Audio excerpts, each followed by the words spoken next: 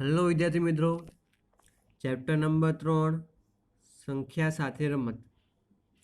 હવે આ ચેપ્ટરમાં આપણે સંખ્યાના ભાગ પાડેલા અવયવ પાડવાના, અવયવી એટલે શું એના વિશે સમજીશું. બરાબર, તો સૌ પ્રથમ આપણે જોઈએ કે સંખ્યાનો અવયવ એટલે શું, એટલે કે અવયવ કોને કહેવાય. કોઈ પણ સંખ્યાનો અવયવ હોય એટલે અવયવ પાડવા હોય કોઈ સંખ્યાના.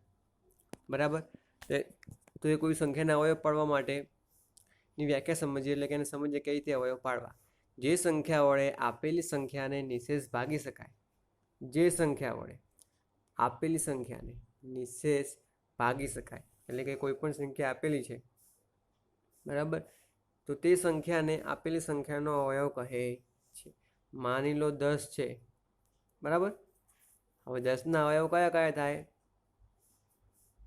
તો કે એના 10ને કઈ કઈ સંખ્યા વડે ભાગી શકાય. તો પહેલાં તો 1 વડે ભાગી શકાય, બરાબર, તો 1 એનો અવયવી થયો. પછી 2 વડે ભાગી શકાય 10ને, 5 વડે ભાગી શકાય નિશેષ, બરાબર.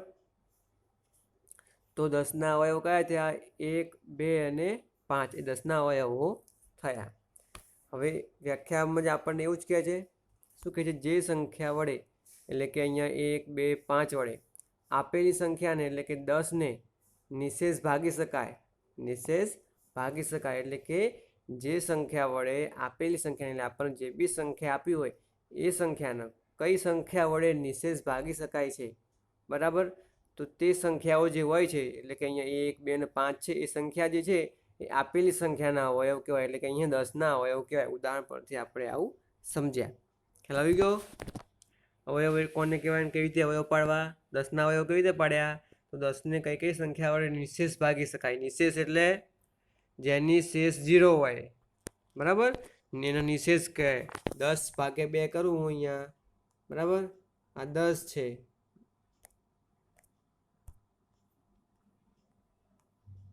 બરાબર. 10 ને 2 વડે ભાગું તો 5 દુ 10 થાય, બરાબર. શેષ કેટલી આવી, 0 0 આવી શેષ. તો શેષ જે 0 આવે, બરાબર, એનો નિશેષ કહેવાય,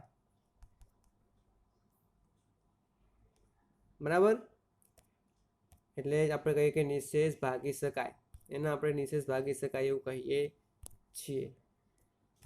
ખ્યાલ આવ્યો. એટલે કે શેષ 0 આવી જોઈએ, કોઈ પણ શેષ મળવી જોઈએ નહીં. ખ્યાલ આવી ગયો. હવે જોઈએ આપણે આગળ. જો 1 એ દરેક સંખ્યાનો અવયવ છે, 1 એ દરેક સંખ્યાનો અવયવ છે, બરાબર. હવે કોઈ પણ સંખ્યાનો અવયવ 1 હોય જ. કેમ, જો માની લો અહીંયા 1ના તો કોઈ પણ સંખ્યા વડે ભાગી શકાય. આપણે 10 જોયું, 10માં 1નો અવયવ હતો. હવે 5 લો તો 5ને પણ 1 વડે ભાગી શકાય, 6ને પણ 1 વડે ભાગી શકાય, એ રીતે 50ને પણ 1 વડે ભાગી શકાય, 1 વડે, બરાબર. એટલે કોઈ પણ સંખ્યાને 1 વડે તો ભાગી જ શકાય, બરાબર. એટલે કે દરેક સંખ્યાનો અવયવ 1 તો હોય જ, કેમ કે 1ને ગમે તે સંખ્યા વડે આપણે ભાગી શકીએ, એ આપણને ખ્યાલ છે, બરાબર. હવે દરેક સંખ્યાનો નાનામાં નાનો અવયવ 1 હોય, કે નાનાથી 1થી નાની સંખ્યા કઈ 0, 0નો કોઈ સંખ્યા વડે આપણે ભાગી શકીએ નહીં. નાનામાં નાની કઈ 1થી જ આપણે ભાગવાનું ચાલુ કર્યું કોઈ પણ સંખ્યાના, બરાબર. 5 હોય કે પછી 7 હોય કે બધા 1થી જ ભાગવાનું ચાલુ કરીએ, 1 વડે ભાગીએ, કાં તો 2 વડે ભાગીએ, 3 વડે ભાગીએ, એટલે ગમે એટલી સંખ્યા વડે ભાગીએ. શરૂઆત તો 1થી જ કરીએ, એટલે કે 1 તો દરેકનો અવયવ છે, બરાબર. 1 તો શું છે, દરેક સંખ્યાનો અવયવ છે, એટલે કે દરેક સંખ્યાનો નાનામાં નાનો અવયવ કયો થયો, 1, બરાબર. હવે આગળ જોઈએ શું કીધું છે કે દરેક સંખ્યા પોતે પોતાનો અવયવ છે, દરેક સંખ્યા પોતે પોતાનો અવયવ છે. એનો મતલબ શું, 10 જે છે, બરાબર, 10ના 10 વડે ભાગી શકું, બરાબર. તો પોતે પોતાનો અવયવ થયો 10, બરાબર. 10ને 10 વડે ભાગી શકાય, એટલે કે પોતે અવયવ થયો, બરાબર. અહીંયા આગળ જોઈએ આપણે, અહીંયા લખ્યું હતું 10 પણ અવયવ છે, બરાબર. 1, 2, 5 અને 10, એટલે કે 10નો અવયવ 10 પણ થાય છે. જે નિશેષ ભાગી શકાય એ તો આવી જાય આટલા ઉપર, 10ને પણ નિશેષ ભાગી શકાય, બરાબર. એટલે ખ્યાલ આવી ગયો કે દરેક સંખ્યાનો નાનામાં નાનો અવયવ 1 હોય છે, બરાબર. દરેક સંખ્યાને પોતે પોતાનો અવયવ હોય છે, એટલે કે પોતે જ પોતાનો અવયવ હોઈ શકે છે, એટલે કે પોતે જ પોતાના સંખ્યા વડે ભાગી શકે.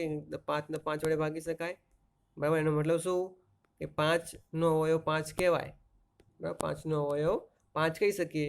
એટલે કે દરેક સંખ્યા પોતે પોતાનો અવયવ છે, એટલે કે 5 એ પોતાનો અવયવ કહી શકાય. દરેક સંખ્યાનો મોટામાં મોટો અવયવ સંખ્યા પોતે જ હોય છે. હવે 10નો અવયવ આપણે અહીંયા અગાઉ સમજ્યા આગળના મુદ્દામાં. 10ના અવયવ કયા હતા? તો એક હતો અવયવ, પછી એક, બીજો 2, 5, 10. 10ના આટલા અવયવ હતા? 1, 2, 5 અને 10.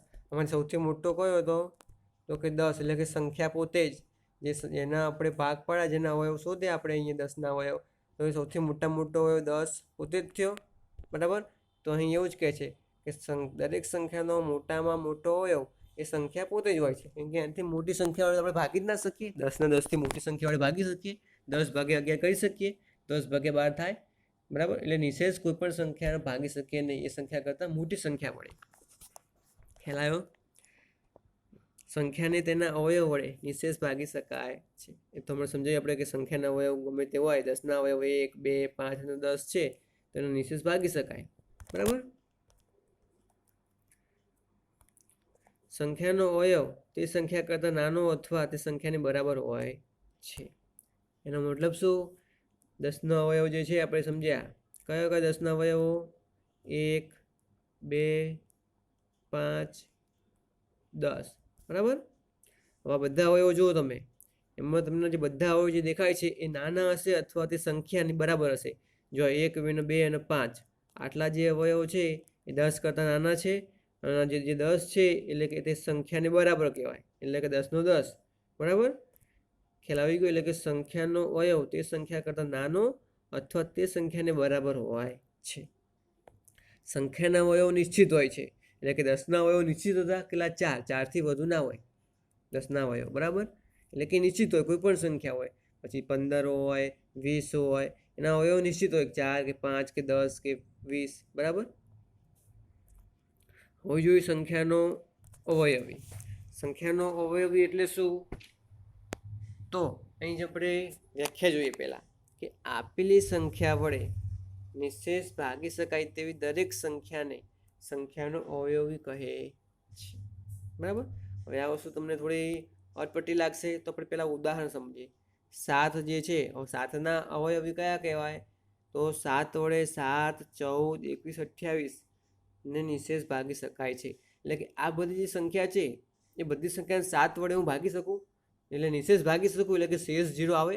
જો 7 ભાગ્યા 7 કરો તો 0, 7, 7 દુ 14, 7 તરી 21, 7 ચોક 28, એટલે કે આ બધી સંખ્યાને 7 વડે નિશેષ ભાગી શકાય છે, બરાબર. તો 7ના અવયવી કયા થયા? તો 7ના અવયવી 7, 14, 21, 28 આ બધા 7ના અવયવી થયા.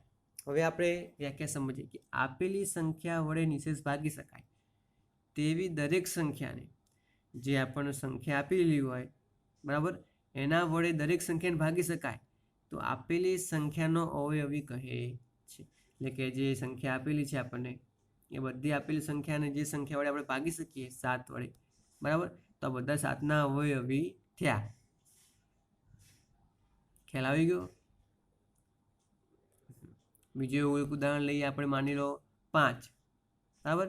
તો 5ના અવયવી કયા થશે? તો આપણે જે સંખ્યાને 5 વડે ભાગી શકીએ એ બધી સંખ્યાને 5ના અવયવી કહેવાય. માની લો 5ને 5 વડે ભાગી શકું, પછી 10ને પણ 5 વડે ભાગી શકું, 15ને પણ 5 વડે ભાગી શકું, 20ને પણ 5 વડે ભાગી શકું, 25ને પણ 5 વડે ભાગી શકું, બરાબર. એવું આગળ જતું જશે, બરાબર. તો બધા 5ના અવયવી થયા. હવે આના પરથી તમે શું સમજ્યા?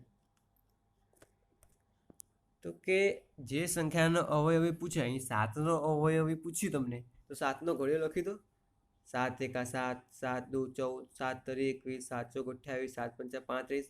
એટલે કે અવયવીનો ઇન શોર્ટ મતલબ શું? કે આપણે જે સંખ્યા હોય એનો ઘડિયો, એ એનો જવાબ, એટલે એનું મિનિંગ અવયવી રહ્યો. ખ્યાલ આવી ગયો? હવે આપણે અગાઉ જોઈએ આગળ. દરેક સંખ્યા પોતે પોતાની અવયવી છે, એટલે કે અહીંયા 5નો અવયવી 5 થાય, 5 એકા 5 આવે જ, બરાબર. પછી દરેક સંખ્યા દરેક સંખ્યા એકનો અવયવી છે. દરેક સંખ્યા જે છે એ એકનો અવયવી કહેવાય છે. ખ્યાલ આવી ગયો? એકનો અવયવી હોય જ દરેક સંખ્યા. આપણે જોયું અગાઉ કે સૌથી નાનામાં દરેક એક એ દરેક સંખ્યાનો અવયવ છે. એ રીતે એક એ દરેક સંખ્યાનો અવયવી છે. દરેક સંખ્યાના અવયવીઓ અસંખ્ય હોય છે. અવયવી અસંખ્ય હોય એટલે ઘડીઓ તો અનંત સુધી ચાલે જ કરે. 5 એકા 5, 5 દુ 10, 5 અધી 15, બરાબર. છેક 10 સુધી જઈએ, બરાબર. 5 દાન 50, પછી 5 ગુણ્યા 11, 11 પંચા 55, પછી 5 ગુણ્યા 12, એ છેક સુધી ચાલ્યા જ કરશે, બરાબર. અનંત સુધી દરેક સંખ્યા વડે 5ને જેટલી સંખ્યા વડે ગુણી શકાય એટલી સંખ્યા બધા એના અવયવી કહેવાય. એટલે કે એ શું? અસંખ્ય આવે, બરાબર. ખ્યાલ આવ્યો?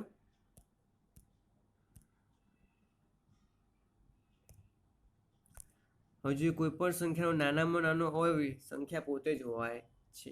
કોઈ પણ સંખ્યા હોય નાનામાં નાનો અવયવી કયો હોય? સંખ્યા પોતે. અહીંયા આપણે સમજ્યા અગાઉ ઉદાહરણમાં કે 7નો અવયવી શું છે? ત્યાંથી ચાલુ થયો, 7થી ચાલુ થાય. 7, 7 દુ 14, 7 તરીકે 7થી શરૂઆત થાય. એટલે નાનામાં નાનો અવયવી કયો થયો? તો કે 7. એટલે કે સંખ્યા પોતે. ખ્યાલ આવ્યો? એટલે કે કોઈ પણ સંખ્યાનો નાનામાં નાનો અવયવી સંખ્યા પોતે જ છે. ખ્યાલ આવી ગયો?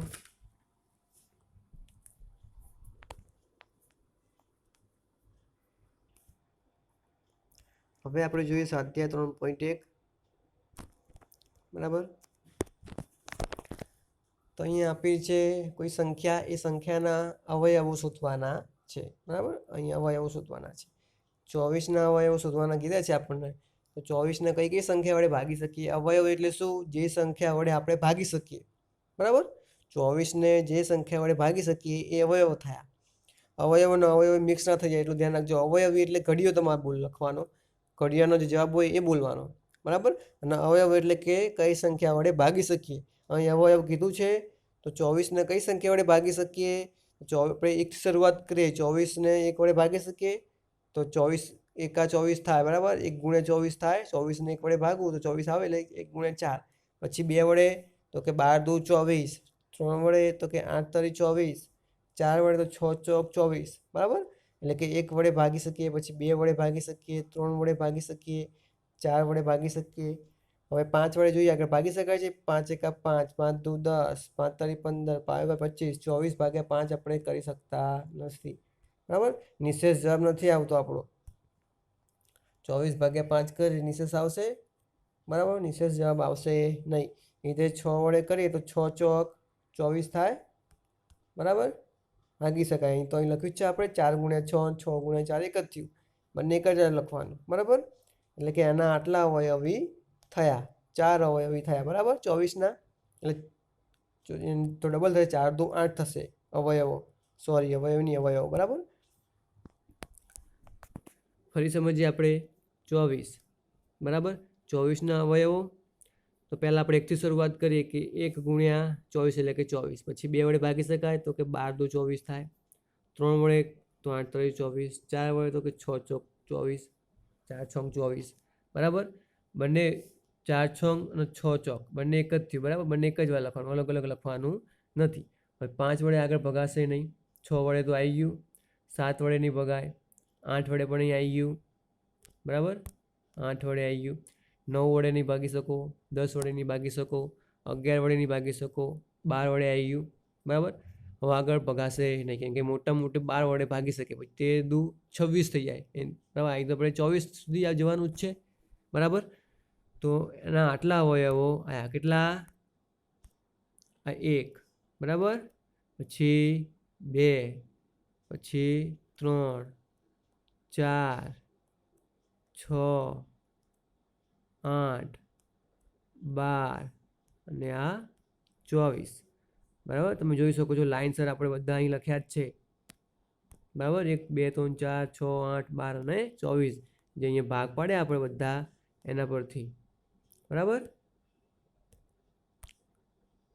હવે જોઈએ 15નું. 15ના ભાગ, બરાબર. આપણને ખ્યાલ છે કે 3 5 15 એક જ આવે, બરાબર. રહ્યા અને બીજું 15 એકા 15 આવા 2 ભાગ પડે એટલે કે એના અવયવ કયા થયા? 1 3 5 અને 15, બરાબર. બધા લખી નાખવાના. પહેલાં 1 લખ્યો, પછી 3 લખ્યો, પછી 5 લખ્યો અને પછી 15, બરાબર. લખાઈ ગયું આટલું, એટલે કે સમજી લીધું આપણે આવી રહ્યું આ વસ્તુ 15. હવે આપણે સમજીએ આગળ 21. બરાબર, 21ના ભાગ કેટલા પડે તો 3 × 21. બરાબર, જે આપણે લખી નાખ્યું 3 × 21. બીજા તો એક ભાગ પડશે નહીં, કેમ કે આની અંદર બીજી કોઈ સંખ્યા આવતી જ નહીં. ભાગ પડે આપણે એનો અલગ હવે પાડી શકીએ. તો બીજું એક સંખ્યા પોતે અને એક, એટલે કે 21 × 21. તો કયા કયા ભાગ થયા? 1, 3, 7 અને 21. હવે એવી રીતે 27ના ભાગ જોડીએ તો કે 9 × 27, એટલે કે 3 × 9 આટલા ભાગ પડ્યા. હવે આમાં 3ના ભાગ નહીં, 9ના ભાગ પડે 3 × 3. બરાબર, તો તોય 9 × 27 થશે. આ બે લઈએ 3 × 3, તોય 9 × 27 થાય. બરાબર, એટલે એક જ ભાગ આવશે, બીજું એ સંખ્યા પોતે, એટલે કે 27 × 27. બરાબર, એટલે કે 1, 3, 9, 27 ભાગ પડ્યા, એટલે કે આટલા અવયવ થયા. ખ્યાલ આવી ગયો? હવે જોઈએ દાખલા નંબર ઈ. બરાબર, હવે એમાં 12 છે. બરાબર, 12ના ભાગ પાડવાના કીધા છે, એટલે કે 12ના અવયવ શોધવાનો આપણે. તો 12ના અવયવ શોધવા શું કરશું આપણે? જો દરેક વખતે આવું 1 × 12, 2 × 6, 3 × 4 અલગ અલગ ભાગ આપણને યાદ ના આવે, આ બધા જે ભાગ જે પડ્યા આપણે એ પાડ્યા જે ભાગ છે આપણને યાદ ના આવે તો શું કરવાનું? ગમે તે કોઈ એક ભાગ આપણને યાદ આવી જાય એ લખી દેવાનો. પહેલાં માની લો આપણને અહીંયા પહેલાં 2 × 6, 6 દુ 12 યાદ આવે, તો આ એક ભાગ તો યાદ આવ્યો. બરાબર, અને આ તો યાદ આવે જ, સંખ્યા પોતે એટલે એક વડે ભાગી શકાય દરેક સંખ્યાનો, એટલે એક તો અવયવ આવશે જ. એટલે 1 × 12 અને 2 × 6 આટલા યાદ આવી ગયા. હવે એના પછીનો કોઈ ભાગ પાડ શું કરવાનું? આના ભાગ પાડવાના. બરાબર, આના ભાગ કઈ રીતે પાડશું? જો 2ના ભાગ ના પડે. બરાબર, પણ 3ના પડે, 2 તરી 6 થાય, 2 તરી 6 થાય. તો આ બે સંખ્યાનો ગુણીએ તો 4 તરી 12 થાય. બરાબર, 4 તરી 12, તો આ ભાગ પડે આપણા, એટલે કે આની અંદરથી મેં ભાગ પાડ્યો આવી રહ્યો. બરાબર, તો કોઈ પણ એક એવી રીતે ભાગ પાડી દેવાનો આપણે, પછી એના પરથી બીજા ભાગ પાડવાના. 2, 6, 12 થાય. હવે 6ના ભાગ પાડીએ આપણે. બરાબર, એ ભાગ પાડીને 4 તરી 12 બીજા ભાગ પાડ્યા મેં, એટલે કે ટોટલ આટલી ભાગ પાડી નાખ્યા. એટલે હવે આપણને મળી ગયા 1, 2, 3, 4, 6 અને 12. આના પરથી આપણે લાયા. તમને ડાયરેક્ટ આવડી જાય તો ડાયરેક્ટ પણ તમે આ લખી શકો છો. ખ્યાલ આવી ગયો? હવે આપણે જોઈએ આગળ 20ના ભાગ પાડવાના. બરાબર, આ બધા દાખલા જે આગળ છે તમારે જાતે કરવાના છે, સમજાવી દઉં છું. 20, તો 20નું તો પહેલાં 1 તો આવશે જ. બરાબર, અને સંખ્યા પોતે 20, કેમ કે 1 × 20 એટલે 20 થશે. એટલે કે 20ને 1 વડે ભાગી શકાય, 20 / 1. બરાબર, એટલે કે 20 જ, એટલે કે 20ને 1 વડે ભાગી શકાય. બરાબર, પછી 20ને 20 વડે ભાગી શકાય. હવે બીજું કોઈ ભાગ તમને યાદ આવતા નથી તો 20ને 4 વડે ભાગી શકાય, એટલે કે 4 × 5 = 20 થાય. બરાબર, 4 × 5 = 20. બરાબર, એટલે કે એક અવયવ આવ્યો, પછી એક 20 આવ્યા, પછી એક 4, 5 આટલા આવ્યા. હવે અહીં 5ના ભાગ ના પડે, 4ના ભાગ પડે. શું? 2 × 2. બરાબર, તો આમાંથી કોઈ ભાગ પાડો તો 2 ને હું 5 વડે ગુણું તો 10 દુ 20 થાય. બરાબર, આટલા આ બે વસ્તુ 10 અને આ × 2 એટલે 20. તો બીજા ભાગ કયા પડે આપણા? 10 દુ 20, 10 દુ 20. બરાબર, એટલે કે એક પછી 20, 4, 5, 5 ચોક 20 આવ્યા. બરાબર, એના પરથી આપણે બીજો ભાગ લાવ્યા 2 અને 10. હવે આમાંથી બીજા કોઈ ભાગ પડશે નહીં. ખ્યાલ આવી ગયો? એટલે કે 1, પછી 2, બરાબર, 5, 4, 10 અને 20 આટલા ભાગ પડ્યા. ખ્યાલ આવી ગયો? બીજા 6ના, 23ના અને 37ના તમારે જાતે કરવાના છે. અમુક સંખ્યા એવી છે તેના કોઈ ભાગ જ નહીં પડતા હોય, જેમ કે 23ના કોઈ ભાગ પડે ના પડે. બરાબર, કેમ કે અવિભાજ્ય સંખ્યા છે. બરાબર, એટલે કે 23 × 23 બે જ ભાગ પડશે, એના 1 અને 23, એટલે કે એના અવયવ એટલા જ થયા, 1 અને 23 અવયવ થયા. બીજા બે જ આવશે, બીજા એકે આવશે નહીં. ખ્યાલ આવી ગયો? હવે જોઈએ આપણે અવયવી. શું કીધું છે જો અંદર, કે પ્રથમ 5 અવયવી લખો. બરાબર, પ્રથમ 5 અવયવી લખવાના છે, કેમ કે અવયવી તો અસંખ્ય હોય, બરાબર. તો અહીંયા 5ના પ્રથમ 5 અવયવી લખવાના કીધા છે. અવયવી એટલે આપણે શું કીધું હતું કે એનો ઘડિયો લખવાનો, બરાબર. તો 5 એકા 5, 5 દુ 10, 5 તારી 15, 5 ચોક 20 અને 5 પંચા 25. એટલે લખ્યું છે 5ના અવયવી કયા થયા, તો આટલા 5ના અવયવી થયા કહેવાય. 5 એકા એટલે અહીંયા 5, 10, 15, 20 અને 25. આ 5ના અવયવી આટલા કહેવાય. તમે આ ઘડિયો લખો નહીં તો પણ ચાલે, બરાબર. ડાયરેક્ટ આટલું લખી દો કે 5ના પ્રથમ 5 અવયવી આટલા થાય. એ રીતે અહીંયા 8ના પ્રથમ 5 અવયવી, તો 8 એકા 8, 8 દુ 16, 8 તારી 24, 8 ચોક 32, 8 પંચા 40. આ 5 અવયવી આવ્યા. એ રીતે 9ના પણ લખ્યા છે આપણે, બરાબર. 9 એકા 9, 9 દુ 18, 9 તેર 27, 9 ચોક 36, 9 પંચા 45, બરાબર. અહીં લખી દેવાના આપણે. ખ્યાલ આવી ગયો. આ 5 અવયવી થયા, બરાબર. અવયવીમાં ખબર પડી ગઈ તમને. શું કરવાનું, ઘડિયાનો જે જવાબ હોય પ્રથમ એ લખી દેવાનું. 5 કીધા તો 5, 10 કીધા તો 10 લખવાના, જેટલા કીધા એટલા લખવાના રહેશે આપણે, બરાબર. હવે જોઈએ આપણે અહીંયા જોડકા જેવું જોડવાનું છે આપણે. અહીંયા એક ઊભી હરોળ આપી છે, એના બીજી ઊભી હરોળ આપી છે, બરાબર. શું કીધું છે જુઓ, આ બાજુ 35, 15 ને બધું આપ્યું છે. આ બાજુ અહીંયા અવયવી કરીને અવયવ કંઈ જોડકા જોડવાના હોય એ રીતનું છે. આપણે અહીંયા 35 છે, બરાબર. તો 35નો અહીંયા કયો જવાબ આવશે આ બાજુ, તો કે 8નો અવયવી હોય 35. 35 એ 8નો અવયવી હોય, તો કે ના. પછી 7નો અવયવી, તો કે હા 7 પંચા 35 થયું. 7 પંચા 35, 7ના ઘડિયામાં 35 આવ્યું તો કે 7નો અવયવી કહેવાય. એનો જવાબ બી આવ્યો, જે આપણે અહીં લખ્યું છે જુઓ, બરાબર. પછી હવે 15 જોઈએ. 15માં શું આવજો, 8નો અવયવી છે 15, ના. 7નો અવયવી, 7 તો આવી ગયું, પણ 7નો અવયવી પણ થશે એ નહીં. 70નો અવયવી, 70નો અવયવી એટલે શું થયું, 70નો અવયવ તો હોય જ નહીં, 70ના ઘડિયામાં 15 આવે જ નહીં. 30નો અવયવ, 30નો અવયવ કીધું. 30નો અવયવ શું થાય, 30ના 15 વડે ભાગી શકાય, બરાબર. 30નો અવયવ 15 કહેવાય, તો 15 દુ 30 થાય, તો કે હા. તો જવાબ શું આવશે આપણો, ડી, બરાબર. હવે 16 જોઈએ. 16માં શું પહેલું જોઈએ, 8નો અવયવી કહેવાય, તો કે 8ના અવયવી એટલે કે 8ના ઘડિયામાં 16 આવે, તો કે હા 8 દુ 16, તો જવાબ આપણો એ, બરાબર. ખ્યાલ આવી ગયો. હવે જોઈએ 20મું. 20, તો કે 8નો અવયવી 20 નથી, 7નો અવયવી નથી, 70નો પણ અવયવી નથી, 30નો અવયવી થાય નહીં. 50નો અવયવી, 50ના અવયવ તો 50 ભાગ્યા 20 થાય, ના. 20નો અવયવ, તો 20નો અવયવ 20 થાય, 20 ભાગ્યા 20 થાય, બરાબર. 20 ભાગ્યા 20 કરી શકીએ આપણે, તો કે શું થયું, આનો મતલબ સંખ્યા પોતે પોતાનો અવયવી થયો. આ સંખ્યા જે છે એ પોતાનો અવયવી કહેવાય, બરાબર. હવે છે 25, બરાબર. પછી હવે તમને ખ્યાલ આવી ગયો છે કયો જવાબ હશે, તો કે અહીંયા ઈ, બરાબર. 50નો અવયવ, 50નો અવયવ, અવયવ એટલે શું, એ સંખ્યા વડે ભાગી શકે, એટલે 25 ભાગ્યા 50 થાય, સોરી 50 ભાગ્યા 25.